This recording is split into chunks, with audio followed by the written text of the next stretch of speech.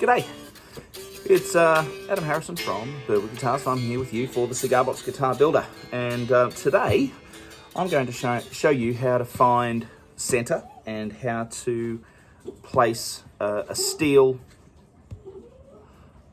bridge. All right, that is a steel bridge. All right, so it's kind of like Fender style 3-string bridge.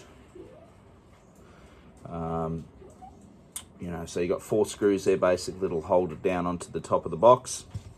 What can be very difficult for people who are starting out is finding centre, finding where to actually put this. Is it going to be in line with your guitar neck? Now, the other thing is I also, and I'll just let you know a little bit about this. I was getting me in shot, not because of any other reason other than I suppose it shows you what I'm talking about. You can also use your meter ruler to basically find centre and to level the neck in relation to the box. So let's have a little look at that. So this is one of my Lightning Boy guitars, which I'm just setting up at the moment. Now you'll notice here that I've already done it, okay? So I've got a little screw down the bottom here, which helps me just keep things in place once I've found centre. So what I'll do, very first thing I'll do is I'll use my trusty ruler. Okay, now for those of you who watched the last episode, you noticed I've actually updated this ruler. I've kind of turned it into my centering ruler. And what I did was I used the ruler to center and to measure out the hole for the front of the box. Okay, so that's been done. Now, this box has had a couple of coats of polyurethane to help protect it, but now we're ready to go. So what I'll basically do is I'll use the ruler, I'll place the ruler down here, run it along the neck. Now just imagine that I haven't actually set it up yet.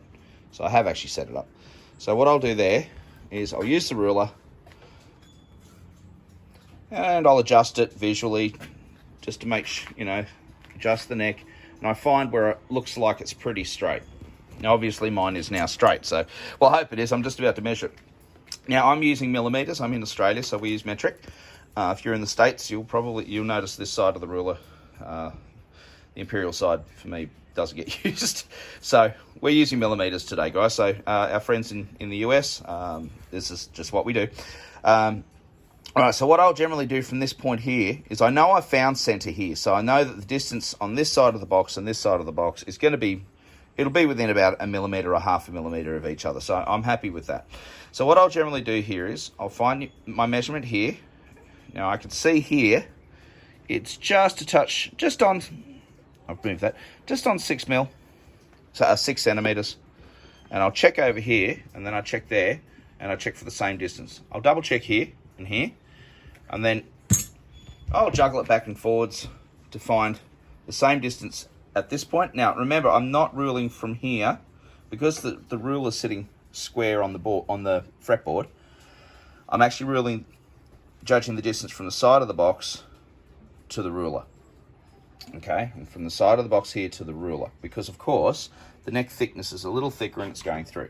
Once I've found that, I put a pilot screw just there.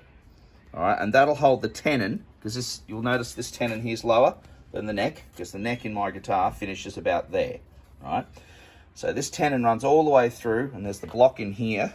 As I mentioned before, for the 3-piece neck, go and check out the previous video, one of our previous videos. And that gets screwed into the back of the tenon there. All right. So now I'm going to find 650 millimeters, now, which is my scale length. What about 25.5 inches? So I find that there. I balance it here, because I know I'm centered. Now you'll notice that I just then you may have noticed that I've got some screws there. All right, so what I'll then do, now this is also a good way to actually center for a floating bridge as well. So there's no reason you can't put a mark there on the box and say that's where my floating bridge has to be, and that's where the center is. So you can find center on this side for your floating bridge as well. So there's not a big difference really. Now here's the steel bridge that I'm using today. What I'll basically do then is, notice how this steel ruler is about the same width as the bridge saddles. So I'll find that, and I'll center it on that, and I'll double check. I'll double check it. Is that nicely in line? And it is. Now the other thing that I can then do is if I'm going to put a pickup in here, I've got one of my trusty pickup rings floating around here somewhere. I didn't think about the pickup ring. All right, just imagine this card is the pickup ring. I can then visually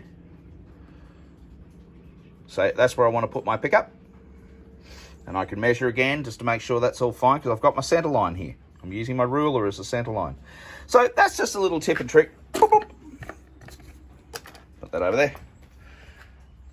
For finding center to pop your bridges in. You can do the same thing for your pickups.